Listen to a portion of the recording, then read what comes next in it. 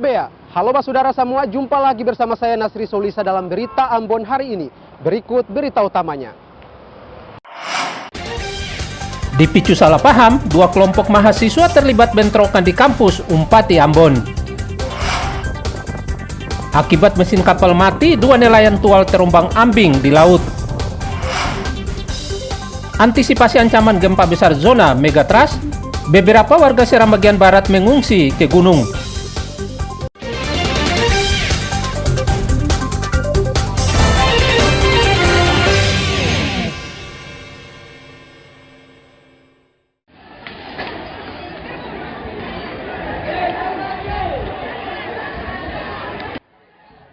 Dua kelompok mahasiswa di kampus Universitas Pattimura Ambon terlibat bentrokan.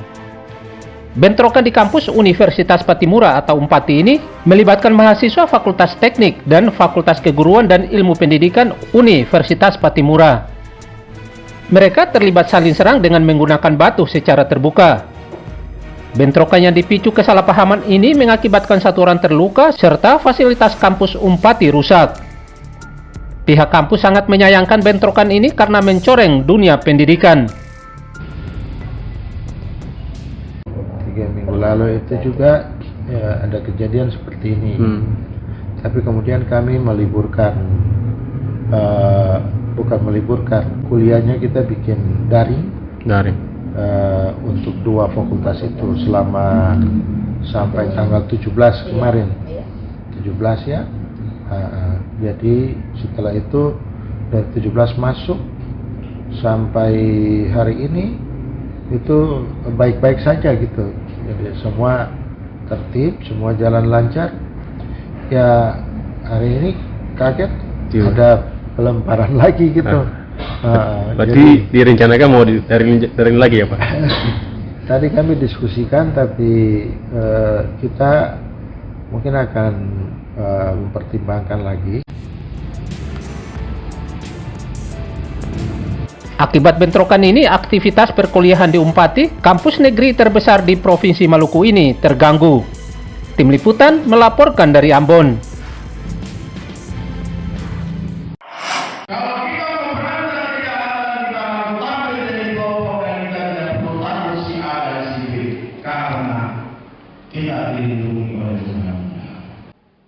Mencegah kekerasan terjadi di kampus, ratusan mahasiswa Universitas Pattimura mengikuti sosialisasi anti kekerasan oleh pihak Polsek Nusa Niwe, Kota Ambon.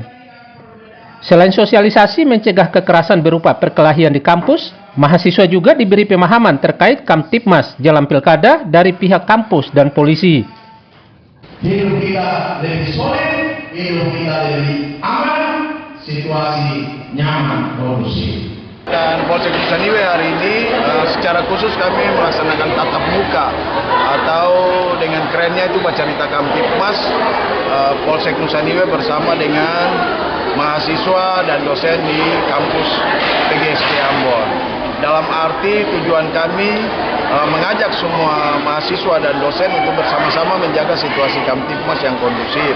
Mahasiswa sebagai kaum terpelajar dan juga agen-agen perubahan dapat bersinergi untuk mendukung keamanan yang ada di kampus menjelang pemilu kada, kemudian juga dapat mendukung program-program kerja dari bersinergi, bekerja sama, dan bisa menjadi agen-agen yang dapat membantu tugas dan tanggung jawab kewenangan dari Pak Kapolsek. Jelas tidak apa-apa, tapi kalau tidak jelas jangan.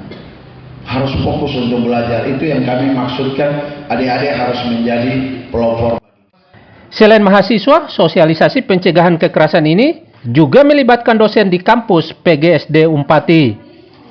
Diharapkan dengan sosialisasi, ada peningkatan pemahaman baik mahasiswa serta dosen terhadap kekerasan. Muhammad Sarusunet melaporkan dari Ambon.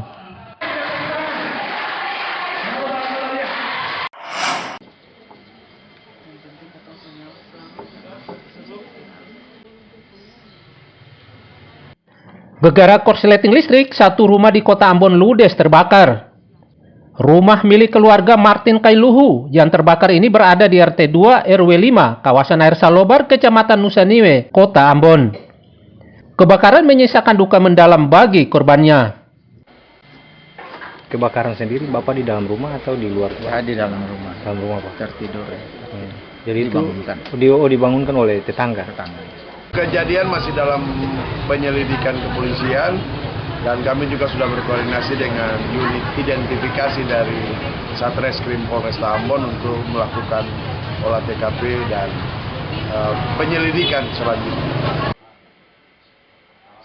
Tak ada korban jiwa dalam peristiwa ini, namun kerugian material ditaksir puluhan juta rupiah. Muhammad Sarusunet melaporkan dari Ambon.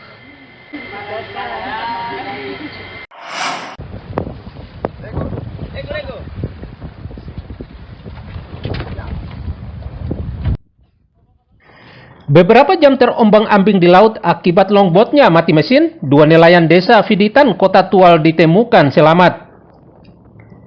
Idris 42 tahun dan Soleh 43 tahun ditemukan terombang-ambing sekitar perairan Pulau Tayandu Tual sekitar 11 nautical mile atau sekitar 20,3 km dari pelabuhan oleh tim SAR dibantu kerabat. Idris dan Soleh kemudian dievakuasi ke darat.